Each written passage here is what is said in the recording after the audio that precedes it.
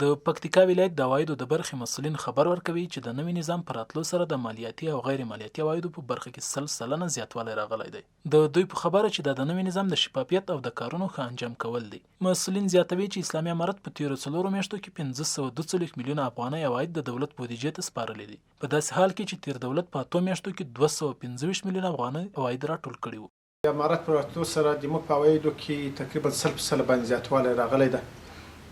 د تیر نظام تقریبا په 8 میاشتو کې کوم عواید راټول کړي دي، د موږ د 4 میاشتو عواید تر هغو نه الحمدلله زیات دي.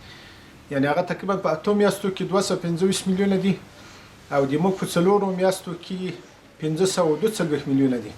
نو دا 100% کې الحمدلله د موږ د عوایدو کې زیاتوالی ده.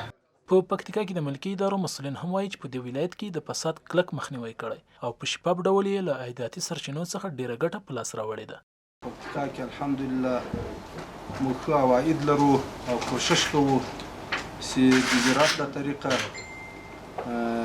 د افغانستان بانک ته د مصرفیت له لارې چې څومره عواید باید جمع یو، هغه که د موږ د ځمکو په رابطه د اجارو عواید دي، که د حاصلاتو په رابطه د جلغوزیو د عشر عواید دي.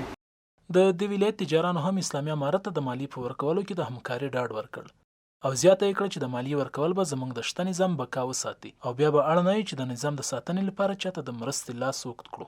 نو موږ په هره معنا هغه که د موږ د تجارت له لارې چې هغه که د موږ د ځمکو له لارې چې هغه که د موږ د مارکیټو له لارې چې ولا که هغه د موږ په سر باندې ټیکس او یا ټیاین او یو داسې یو شی ولګېږي مالیات، موږ ورته آماده یو او موږ به یې انشاءالله پرې کوو.